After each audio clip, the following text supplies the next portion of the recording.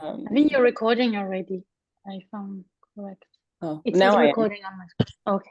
Yeah, now I am. Good morning or good afternoon or good evening, everyone. Thanks for being here. This is another NATURA webinar, and we're going to be hearing from Alannah Hofemeier from Plan Adapt on her fellowship experience in participatory methods to plan and design nature-based solutions in the context of informal settlements.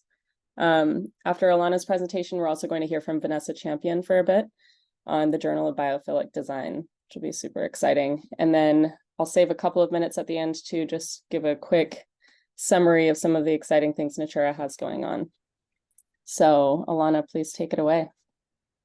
Thank you so much, Tessa. Yeah, thank you for the opportunity to present my work today. And thanks everyone for joining. I know that sometimes towards the end of the year, it can be a little bit busy, but I'm happy you're all here. Let me start sharing my screen. Just give me a second. Okay. And then, okay. Can you quickly confirm if it's working? Yeah, it's working. Okay, perfect. Well, yeah, so today I'm gonna present a short snapshot of my work that I have been conducting in the frame of my Natura Early Career Fellowship, which I did this summer over the course of 15 weeks in collaboration with the Urban Systems Lab and Barnard College. So I spent a beautiful time in New York, which was an amazing opportunity. And I have been looking into participatory methods to plan and design nature-based solutions in the context of informality. It has been a very explorative approach, and I have been looking into different case studies where specific planning methods have been applied. So just a few words about myself. My name is Alannah. I work for Plan Adapt, as Tessa had said. I have a background in sociology, so I'm generally more interested in the social aspects of climate change adaptation, but also nature-based approaches. And Plan Adapt is a network-based organization with a focus on adaptation and climate risk management. So I'm coming a little bit more from the practitioner side. And also in our work, we're often confronted with the linkages of research and practice. And I think this fellowship was in itself a great example of these linkages. So a little bit about the conceptualization. So this is basically the field that I was exploring. So starting with the topic of adaptation and specifically adaptation to water-related risks. This is mainly coming from the case studies that I was looking into, which responded to mainly water challenges, and they did that with the help of urban nature-based solutions. And I also wanted to focus on the context of informal settlements or context of informality, as coming from a climate change adaptation background, like citizens living in the context of informality are often particularly vulnerable to the impacts of climate change. So I wanted to focus on that. And then also like a big interest is in the participatory design. And so looking into different methods and how nature-based solutions can be planned together with communities. And this also links very nicely into the work that we're conducting in the Early Career Network of Natura, where we work on a compendium of methods. So these were actually great synergies between these processes.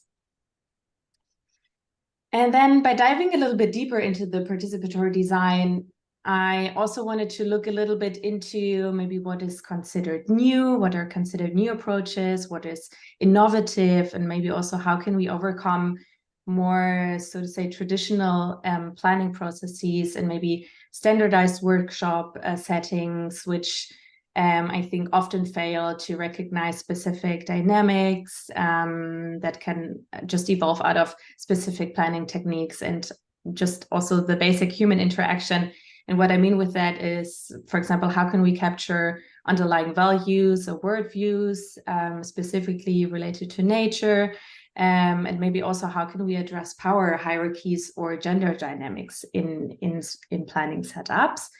So I looked a little bit more from an experiential framework angle, specifically focusing on the exploring and the trial and error phase. And with that, I narrowed it down to 2 methods. So the first one, more in the exploration stage, is the scenario building, also called visioning. And that is basically how can we generate new solutions? How can we think about new possible futures? How can we basically identify new options and solutions? And the second one is more in the trial and error phase, where I narrowed it down to the method of prototyping. So basically, after these solutions have been identified, maybe also a little bit more creatively, then coming to the phase, okay, how do these solutions actually fit? Do they have the right function? And are they actually suitable for the context? So this is basically why I looked into the methods of scenario building and prototyping. And then, as I've said, coming from more the social science, my overall interest was how the application of these methods can actually lead to more impactful and socially just outcomes.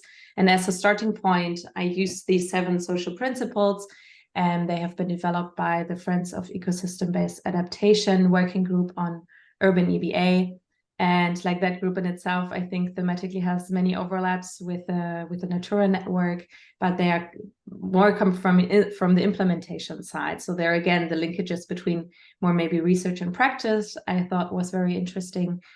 And within these guiding or within these social principles, I specifically focused on the ones which can be adopted to the planning and the design process of NBS. And with that, I narrowed it down to look specifically what does these methods, what implications do they have for participation and inclusiveness, for gender considerations, and also for the integration of indigenous and local knowledge. So I came up with this logic framework. And I do not want to go into detail here, but you will find everything that I just mentioned in here. So we have the context of urban informality, the adaptation to water-related risks, and how we can respond to these with urban NBS through participatory design methods. And yeah, I do not want to go into detail, but I wanted to focus on the 2 guiding questions that were driving my work. So on the one hand, as I've said before, how do these methods lead to more just and equitable outcomes? But I also realized that given the short time frame of the fellowship, I thought it might be maybe a little bit difficult to really go into these questions and really find meaningful answers to this question. So also with me being a practitioner and always interested in the practical side of things, I started with the question, what are lessons learned in the practical application of the methods? And that also, again, very well linked to the compendium of methods of the Early Career Network, also because these methods have been new to me. So a lot of learning from me at that point. So my methodological approach was that I conducted a literature review and also interviews. And through that, I was able to narrow it down to 2 case studies. And I started to work with these. I have to say it's still work in progress. So I'm still in the process of finalizing my work. But basically, these were the cases where they were addressing water challenges with the help of NBS in the context of informality, and where these methods of scenario building and prototyping have been applied. I'm still looking into a potential other case in Latin America that would be a nice regional distribution, but that is still to be decided. And the report that I'm currently preparing will also include a few snapshots of other cases for where they have been conducting amazing work in view of engaging with communities in designing nature-based solutions, and potentially from San Juan in Puerto Rico and from Bogota in Colombia. But for now, I wanted to focus on these 2.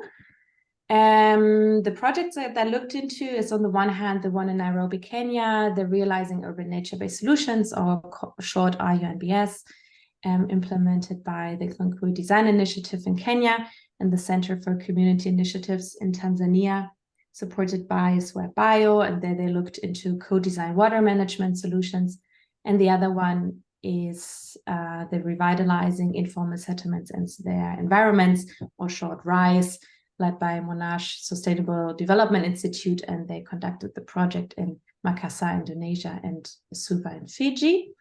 And they looked overall into new water-sensitive approaches. And what I very much liked about these two cases is actually that they are linked into the NATURA network through some way. So, for example, KDI is part of the NATURA network, and also researchers who have been previously engaged in the RISE project are now part of NATURA. So it was actually nice to make these connections through the network and make use of that. So I thought that was fantastic. Coming to a few preliminary findings. As I've said, it's still work in progress, but I wanted to present to you a few spotlights, and maybe starting with the practical learnings in applying these methods. Starting with Nairobi, where they conducted a participatory scenario building. On the one hand, they did that through writing of statements, but also they used technology to design future landscapes, and in this case with Minecraft. I thought that was pretty cool, where basically stakeholders could build the environment on the computer. And some of the learnings that the team shared with me is that sometimes the scenario exercises can be a little bit too abstract for the community, which makes it a little bit to connect with the scenario in itself. For example, if the scope of the neighborhood is too big, or the timescale is too long, which made it a little bit difficult to really write statements together with the community because they were not really invested with it, so they could not really connect with it. On the other hand, when they used the Minecraft as a tool, which made it quite realistic, and the community was designing specific interventions adapted to their neighborhood, it could actually lead to very high expectations. And in some cases, they were not really likely to be met, maybe because the financial support was not there, or maybe the time frame was not right. So actually, it was a little bit difficult to balance this too, of increasing the understanding of the community to connect with it and like thinking about the future, but also managing the expectations on what is actually feasible to implement later on. For the case of Makassar in Indonesia, they conducted a visioning exercise, which they also linked to community prayers. And here, one of the team members told me that the size and the selection of the group that you're conducting this activity is very crucial. For example, if you do it with the neighborhood, or just with a household, or just with an individual, or maybe two partners, as the vision not only depends on the timeline, but also the group that you're sharing your vision with. And that might depend on the level of trust you have with them, but also maybe like, which hat are you wearing if you go into these exercises? Is it that you think for a community, or if you just have it maybe with your partner, maybe you have, of course, another vision for your future. So you need to think about it, like what kind of group setting are you choosing to do this visioning exercise with? And then further, it's also important to create a common understanding, especially if we talk about the concept of nature-based solutions.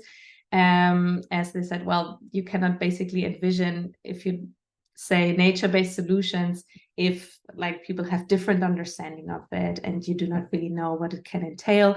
So creating a common language for the visioning exercise, that was also very important. And then for the prototyping, they used small objects and spray cans. And then after they have planned the interventions, they actually went into the neighborhood, and then they showcased where, for example, would the water pipe would be placed, where would a water tank would be located, where are the green areas, etc. So they really imitated it in the community. And on the one hand, by going into the neighborhood, they had direct feedback on whether the intervention is placed in the right location. For example, when it comes to property rights, is that clear, or is it maybe at the border of two households or two communities?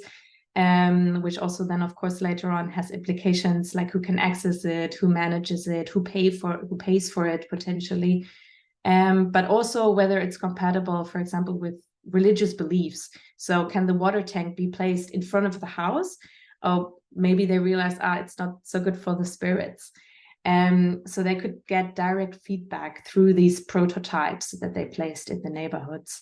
And like people could also take a little bit of time to think about it, as it was left in the communities for a couple of days. But also they reached a different set of people, for example, people with special needs, or maybe also disabilities, like who could not attend the workshops, but with them going into the community, they also could talk to them and like get feedback with them. So overall, this prototyping exercise increased inclusivity and also accessibility.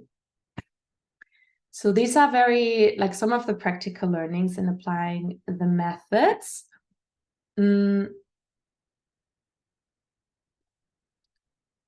So as these have just been a few spotlights, I also had some overarching learnings. And maybe the first one, what I realized very in the beginning is that the methods are very diverse. And there are many different terms floating around, which some of them I tried to capture in this slide. So on the left hand, you have the different terms related to scenario building, social foresight, forecasting, backcasting, joint visioning. And I also quickly realized that I tapped into a whole new field of futurist thinking, which is like a profession in itself. And then on the right-hand side, you have different terms related to prototyping, also like related to urban tinkering, urban hacking, planning by doing, which have many overlaps with design approaches, but also links to more like critical activism in the urban space. And like these different terms made it sometimes a little bit difficult to like really understand what is meant. If the person talks about scenario planning, do they really mean it, or do they maybe just use the term but talk about a different foresight technique? So that could be a little bit challenging sometimes. So as I've said, the diversity of the methods is immense, and especially in the practical application, they vary a lot in form of depth, the scope, but also the context. So as I said, sometimes it could be a little bit hard to understand what has been really done and which steps had been taken, which specific methodological approach has been used. Also because I have the feeling that sometimes practitioners, in some cases, they have to act more spontaneously, also more intuitively, like what is maybe the vibe of the group. So they really have to adapt to the context and also the possibilities that they have in that situation and in that local context. And sometimes these might be constrained by time or money or internet access, for example. So what I also learned is that what came out pretty quickly as well is that it's very crucial to have a combination of methods. So only by combining different methods, you can reach a diverse set of stakeholders, but also knowledges.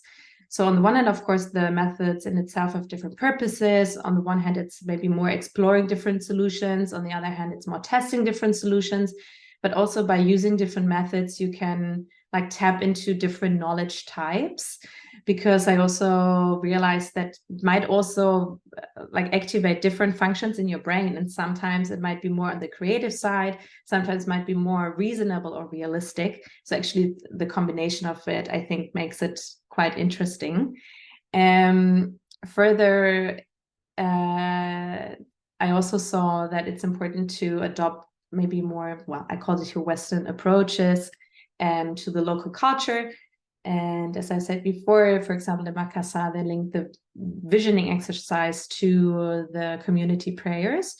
And I think through that, they made it more accessible. It was also not too abstract, but they integrated this exercise into the community's rituals and traditions. Then again, specifically for nature-based solutions, it is important to not start with the intention to plan and design NBS, but actually starting with the community needs and then seeing on whether NBS is the right fit, so to say. Because sometimes for the community, it might not be the first priority. But maybe based on their needs, they want better housing, they want a better street for the vehicles. And I think sometimes it can be challenging to keep an open mind, at least for myself. I mean, you come with this idea of sustainability, nature is good. So really listening to the community, what are their needs, and then actually trying to link the different ideas, which is also can be very interesting and challenging also at times. But I mean, yeah, you have the possibilities of linking green and gray infrastructure, for example. So really also digging into the understanding, what is the community's understanding of nature? How do they value nature? And what role does it play for them? And then last but not least, the methods, they also affect the gender balance or the gender composition of the participants that you're planning with. Again, in the case of Makassar, they made the workshops, the planning workshops, very accessible for women. For example, so children could run around, they could, while planning, they could also prepare the food. So it was kind of very an informal setting. And then the research team, they realized that the participation of men, it decreased over time. So the men stopped coming at one point.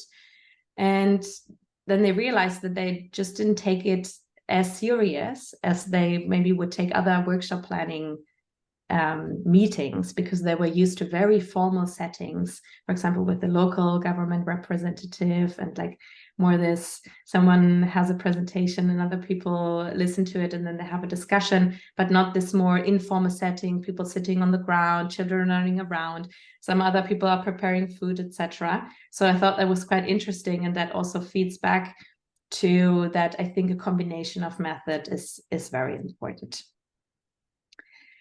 So these are a few of the findings. I'm very happy if you have any questions. I've also have prepared some discussion points, which I'm happy to maybe bounce back some ideas, but maybe we can stop first, and then I post the discussion questions. Thanks so much, Alannah. I'm so glad that you had a great experience with your fellowship. Yeah, so we have some time for questions. So please, you can raise your hand, or you can just unmute yourself and ask if you have one. I can start with a question. I mean, a bunch of comments and questions. Thank you, Alannah. It was great. I really, really enjoyed a lot of things that you said. One of them I wanted to really highlight, which was the fact it's difficult sometimes to use the terminology of nature-based solutions on the ground. It can mean so many different things, and just sometimes the use of expert terminology can really create a barrier with people, which blocks the process of dialogue and developing projects. And I think the methods that you have are very interesting: scenario building and prototyping, but they also come with broader approaches. And there are two things. One of them is they're really allowed to engage with people in a creative way, and people can comment. I mean, you said it. I mean, different things of the brain can be prompted from these approaches when they're applied in practice. And they also allow the practitioners to revisit the design and the approach itself, which is very important, because in many projects beyond NBS, we don't have this this moment where we're allowed to redesign a project. Usually the thing is already prepared and poof, we implement it, and we reflect after, oh, maybe we could have done it differently.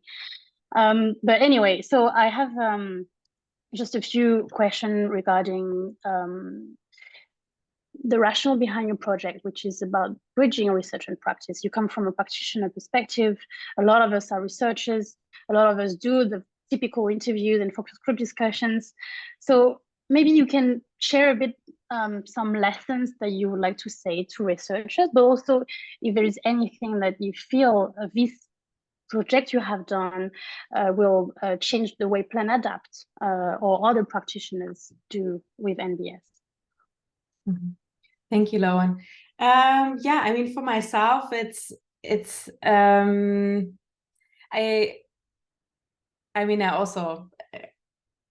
have been working now more on the practice-oriented side for the last 5 years, but of course I also remember like what I had to like think a little bit more conceptual during during my master's thesis, for example. But I also actually started with, okay, these are very interesting methodologies, and then maybe the reasoning why choosing them maybe came a little bit later. But overall, I think when it comes to the boundaries between research and practice, so I mean, you can see it here. I've also put it on the discussion board, because that is still something, and I also discussed that with Elizabeth at one point. I think the boundaries between research and practice can be sometimes very blurry. And I see that coming from my side. There's a lot of initiative from the practitioner side, but also many universities calling for action-oriented research for impact, etc. And I think these examples are great examples for that. And still, I sometimes ask myself, like, is this still research, or is it already implementation? And especially like if you engage with the communities, because it already does something. So the interaction in itself is already does something. And what this means for Plan Adapt and how we see nature-based solutions, I think overall the linkages between the different terms, so whether you use nature-based solutions or green infrastructure or EBA, so realizing maybe also what term you want to use when engaging with the communities, etc.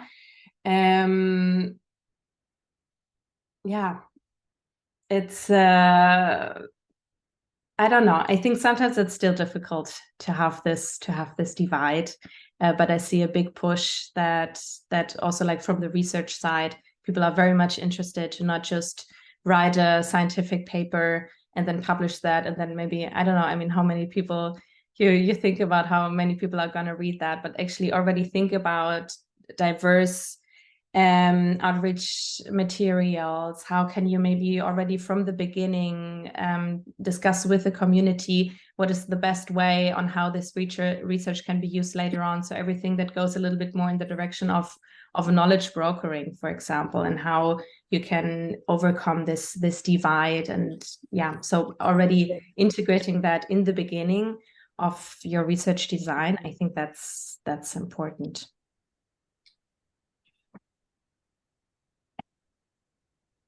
And we do have a couple hands raised. First, we can go to Pallavi and then Jose. Hi, can you guys hear me? Yes. Okay, cool. Thank you so much for that presentation, Alannah. It was really interesting. So I was really taken in by the cultural aspects sort of playing into how nature-based solutions are part of the context, if you will, of the case studies that you shared. And I'm wondering if there is any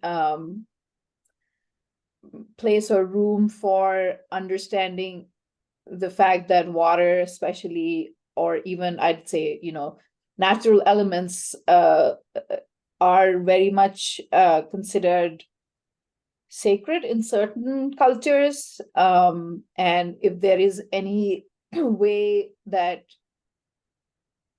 the stewardship around the natural environment, or the lack thereof, can be a part of how these solutions can be embraced or brought into a context that may be much more informal than kind of having a much more formal sort of strategy to incorporate nature-based solutions the way we normally understand them in, say, the West. I don't know if you have something to say to that, but that was one thing that I kept thinking about when you were talking, about sort of the way they are conceptualized and also, looked at. Mm-hmm. Yeah, thank you so much. I think especially in the exercise of the scenario building or visioning, I think that is a great tool to actually dive a little bit deeper and adapt maybe more out. I would say like my understanding of nature and how the community understands nature, especially in these visioning exercises, because they have the possibility to dive a little bit deeper on what are the worldviews, what are the values, etc. And like by first understanding these, and also with that the perceptions of nature, and then I think it comes very nicely into play, like what are the religious beliefs, or what is the cultural relationship to natural elements. And I think especially in that stage, it can be very nicely integrated. And by first like going a step back and understanding these layers that are further down, that relate to culture, relate to norms, to values. And by first understanding these, I think it's very helpful for the process later on, and also like make the connections maybe between these more like technical academic terms, but also learning about the language that the community uses, for example. Thank you. That's really interesting. And Jose? Thank you. Good morning, everyone. Well, at least good morning in Phoenix, Arizona. Thank you, Alannah, for your presentation. So I have a question based upon my experience. I've been working for several years with slum dwellers organizations throughout the world. And worldwide, there's a lot of work done by slum dwellers organizations into incorporating into their ongoing practices of collecting data about themselves, which then they use in their interactions with government agencies or outside agencies, how to incorporate into their ongoing data collection efforts, thinking about adaptation to climate change. Because as you yourself said at the beginning, informal settlements are already at the forefront of responding or killing the effects of climate change. So I was wondering to what extent you think thinking about nature-based solutions and what are they, and to what extent those can be woven into ongoing efforts at collecting data about themselves. For example, there are some informal settlements in Africa where in effect people have already been doing nature-based solutions. It's just that they haven't used that language. So I guess my question is just to ask for a little bit of a reflection of to what extent you think these new ideas, in quotation marks, of nature-based solutions can be woven into all ongoing efforts by communities to learn about themselves. Thank you. Thank you, Jose. Well, yeah, I mean, we also had that discussion quite often, Loan and myself, about the different terms that I used for nature-based solutions. And I think on the one hand, I think it's important to acknowledge that there are a lot of different activities, as you said, that have been already ongoing, and like people have been working on these topics already for years, but they're not called nature-based solutions. So I think it's very important to recognize that, and maybe also, I mean, going through the literature, and as I said, especially for the methods, there are different terms used. So sometimes you need to dig a little bit deeper to really understand what they were doing. And I think the same is also for nature-based solutions. That they have been just using a different term. I mean, to that, it also comes the different translations, different languages. So yeah, I mean, it makes it quite difficult. And then besides that, how nature-based solutions can be integrated. So as I said earlier, I think it always starts with the demands and the needs of the community. And I think that's very important to understand, and really thinking about what is the best impact for them. And then, of course, coming with these ideas and maybe these approaches on integrating nature-based solutions. But for me, first and foremost, it's always about what are the community needs, etc. And then hopefully this can be linked with nature-based approaches. But I think also in some cases it might not, to be honest. Maybe other priorities are more important then. Thank you so much for your questions, everyone. I think we probably should start moving on to Vanessa Champion's part. Oh, and then I see that there is a question in the chat, but Alannah, would you mind answering that in the chat? Yeah. Perfect. Thank you. Thanks, everyone. Thank you. Okay, so we have Vanessa Champion. Vanessa is the founder and editorial director of the Journal of Biophilic Design. So we'll be hearing a little bit about that. You can go ahead and share your screen if you have a presentation, Vanessa, or if you don't, you can just start talking. Okay, I'll start talking. Thanks to everyone. I will share my screen a bit. I'm just going to show you the website really. First of all, thank you so much for inviting me on to basically to connect to all these amazing people who are doing this fantastic work, really grassroots things, all the research you're doing, the practice, and all across the world. I think it's so wonderful. And when I spoke to Alannah before, and she shared with me some of the things you were doing, and obviously I've gone on to research more what you're doing. It's just a real fantastic thing. And Alannah, thank you so much for sharing that. I've independently as well, I've worked in Africa and India and Bangladesh and Nepal and things, working with grassroots communities, and I really took on board what you're saying. It's really difficult when you're trying to convey something, the words you use. You know, we might have all this terminology, this great phraseology, these great acronyms, but then when you're working with people, it's easy to forget that they might just accept it. Well, nature-based solutions is what we use. We use, local clay. We use, we dig the sort of local stuff. And, there's us trying to impose a Western kind of concept. So I really love that approach that we're talking to communities and I love the prototype idea. So thank you for that.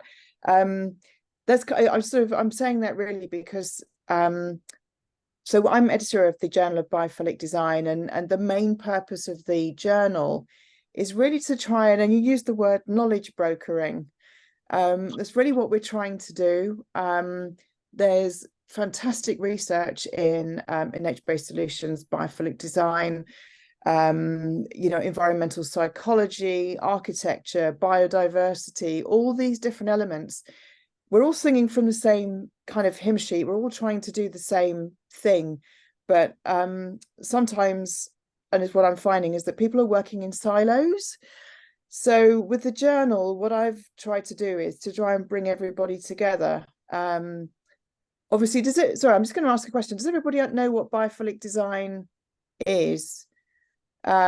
Yeah, I think probably a lot of people do, but if you don't, I'm just this thing. So biophilia was coined by Eric Fromm originally, and he was using it as an antithesis to the destruction that he saw during the war. But then obviously E.O. Wilson used the biophilia, wrote his biophilia book, bio meaning life, philia meaning love, and when applied to design, it's basically that principle, that innate connection that we need to have with nature. And also with living things. So that's not just about plants, but it's also about each other, about creating those sort of community and social spaces as well. It's really involved. It's really exciting. I could talk about it for hours, but I won't. I'm going to keep it very, very simple. I'm just going to hold up so those of you can see. Basically, this is the journal, which you probably can't see because I'll hold it close to me. It's eco. We do ebook versions. It's on. I look like something. I look like a cartoon character, and my eyes over the top of it. But it's actually a very visually led. It's a biophilic experience. It's on university reading list and things, and it's quite fat. It's about a centimetre thick. I did give Loan a code if you'd like to download a free ebook copy.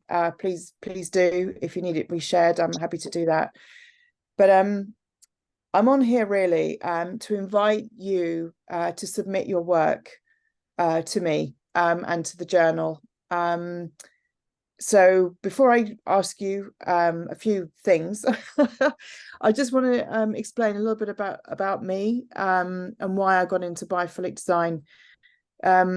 I've always lived naturally for years. Nature was my kind of like, I'm an only child. I grew up in, city of, central London, and nature was always my go-to place. My mum was an ecologist, an environmentalist, and she also wrote children's books which introduced children to nature. So I was always, immersed in that and how we should be treating our environment differently. My mum was also quite an activist in hedgerows, so and restoration. Fast forward a few years, I was an academic, so I was a lecturer in Greek and Latin in UCL, University College London, worked at the British Museum, and then I went into editorial, and it was really an editorial in advertising and marketing, and it was there I've realised that if we're going to make a change, then marketing and that knowledge dissemination, and that word you use, that knowledge brokering, could be best done if it's done in a way that accesses people that need to make that change. And now where I am, I feel that's kind of it's coming full circle. I'm using my publishing knowledge and the advertising background and the marketing ready to kind of pull voices together to make a difference, basically.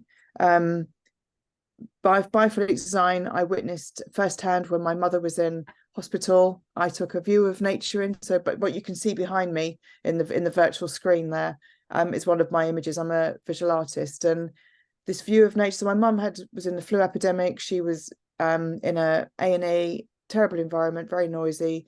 Then she went into a isolation ward where she was looking at a pinboard and a dustbin, and she was going nuts. So her blood pressure was really high. I was losing her, basically. At the same time, my father was spending his last days. He had Alzheimer's and vascular dementia, looking at ceiling tiles. And I'm just thinking, I'm not a rocket science. This is not rocket science, but there needs to be a better way of doing this, of designing spaces for healing that are not so removed from that natural world that is so inherent in us. So I went off and researched it, started sharing it on a podcast series, and then started publishing the journal. And it's actually from there that I've realized that it's so diverse. Biophilic design is so diverse. It's not just about hang on a minute, I can just share my screen. I'll just do that. Can I just do that? Can I use desktop? No, that's not the one. Desktop, this one. Share.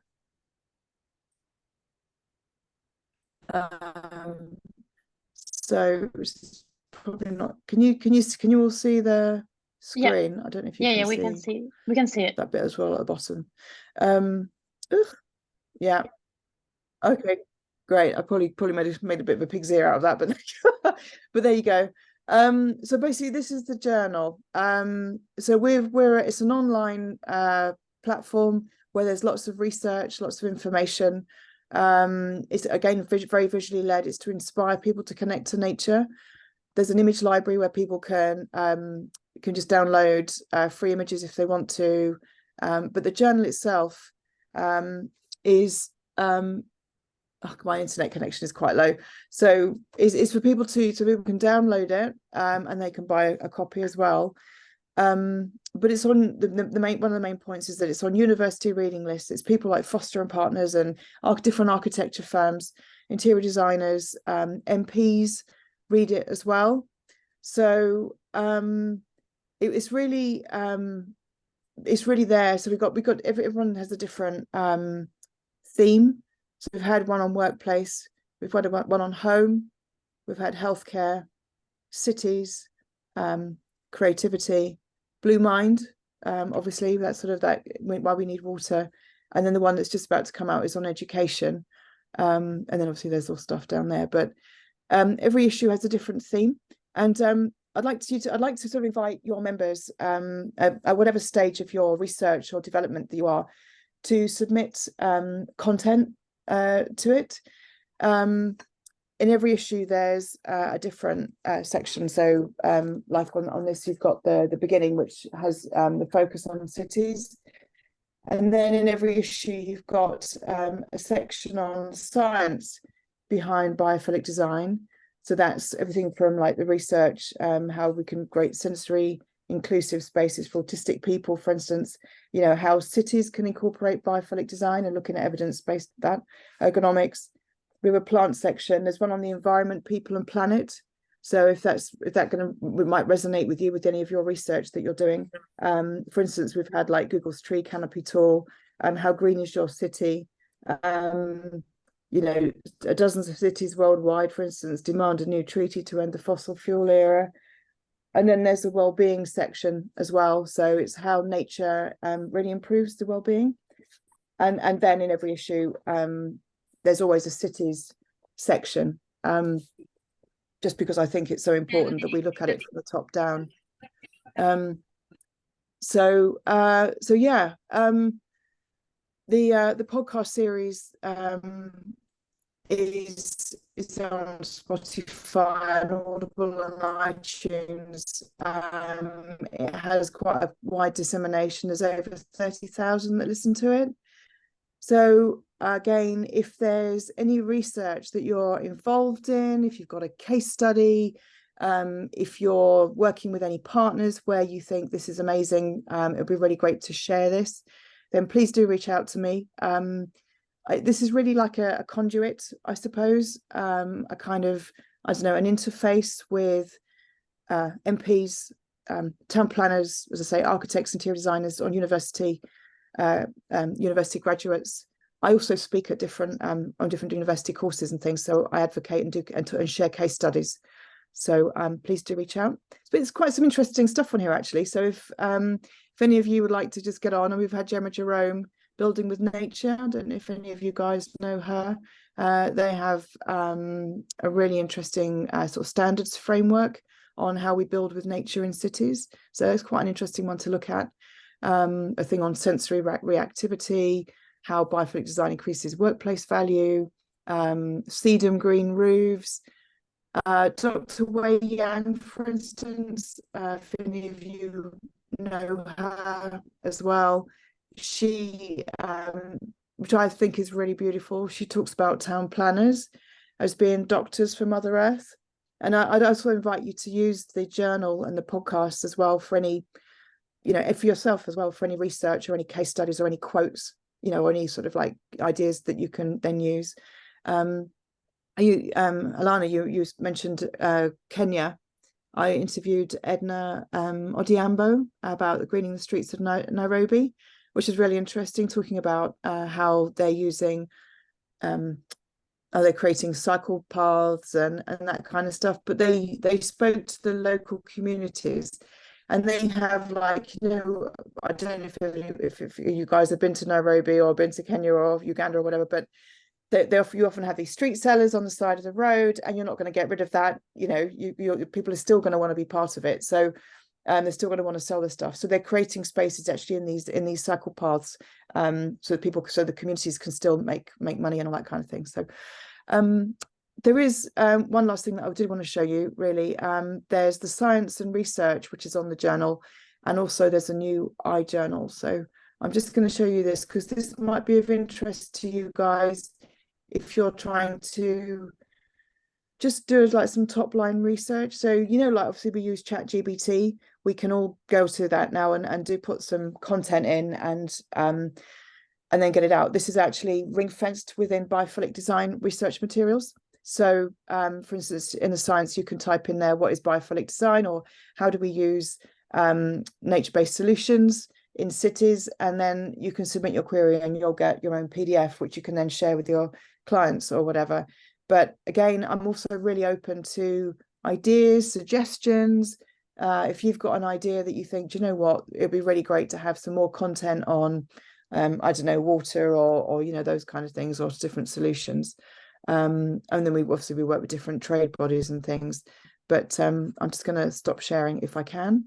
Can I stop sharing? Have I stopped sharing? I think I've stopped sharing. Have I stopped sharing?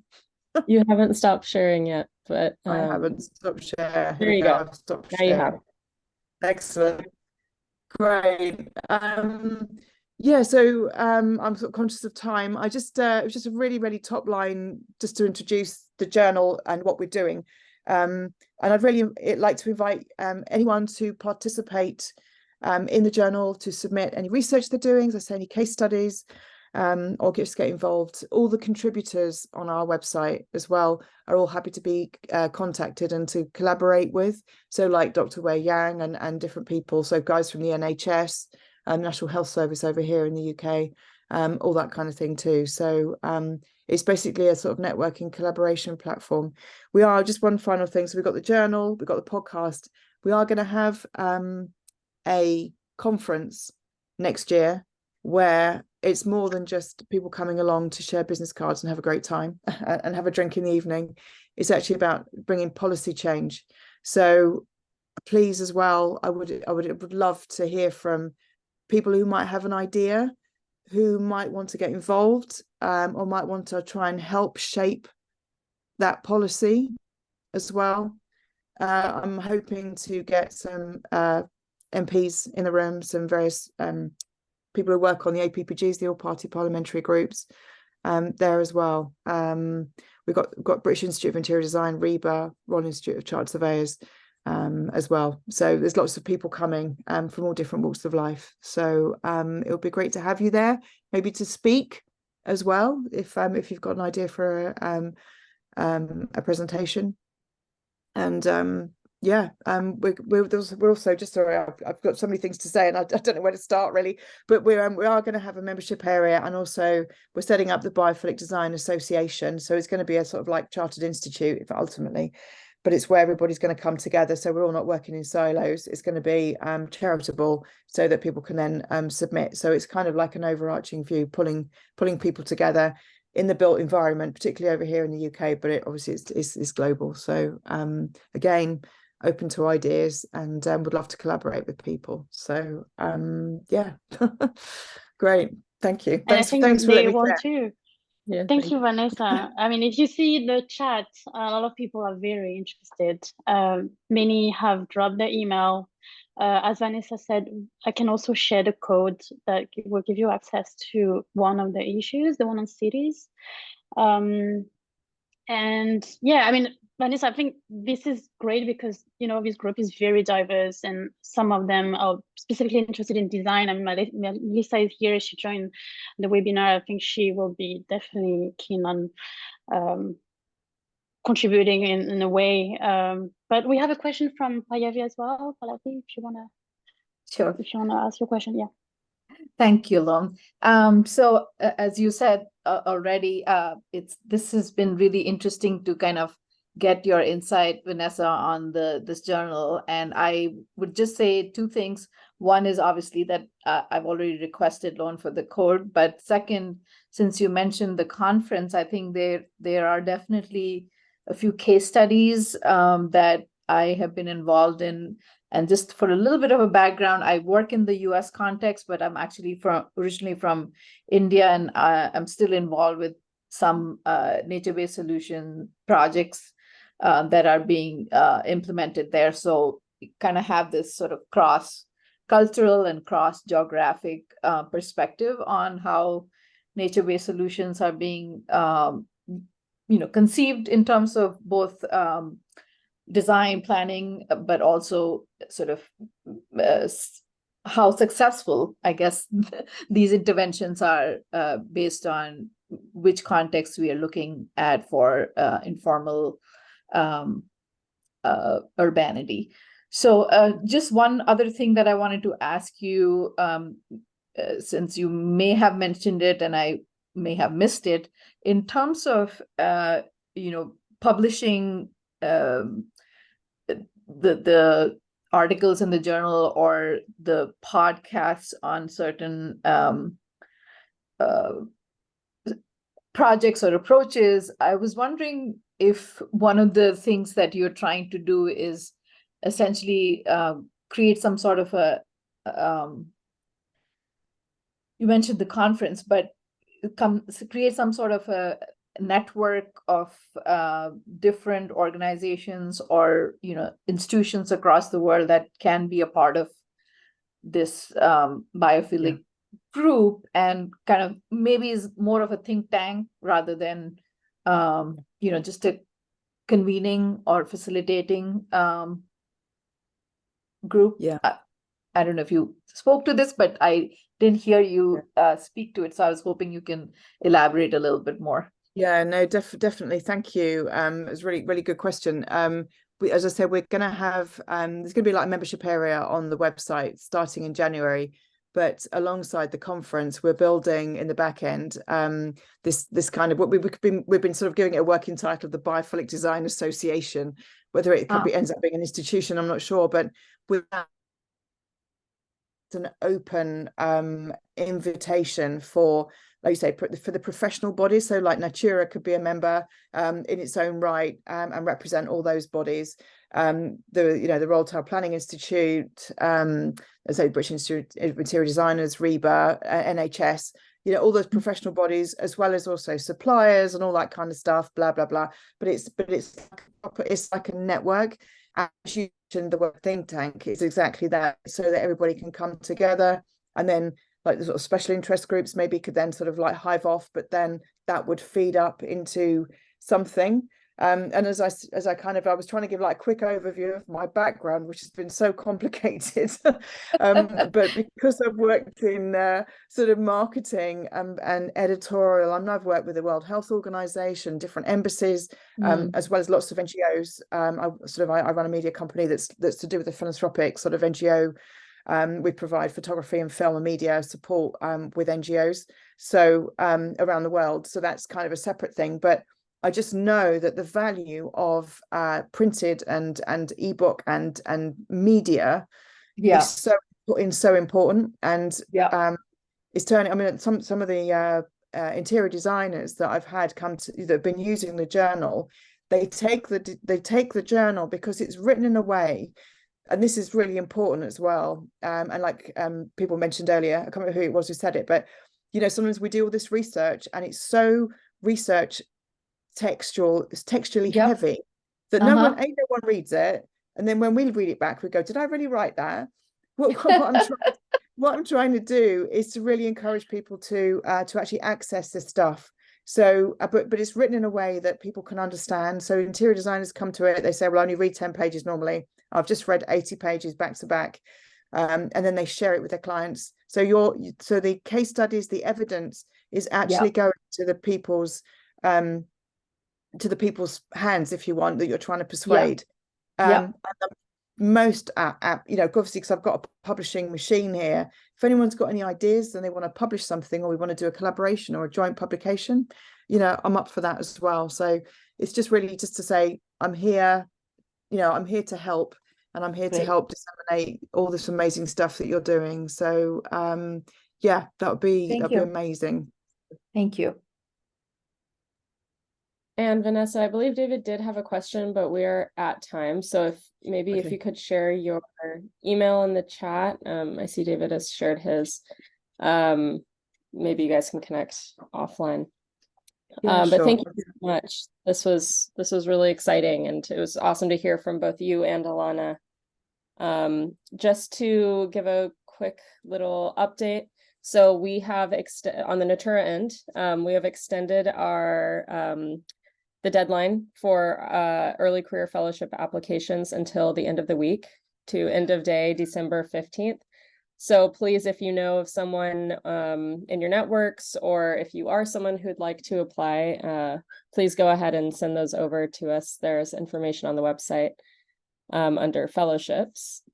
And then also, if you've received an email from me in regards to our upcoming all hands meeting or global roadmap workshop, please give a response to that survey so that we know if you're coming. And I think that about sums it up. Thanks so much, everyone. Thank you. This was great. Thank you. Bye, everyone.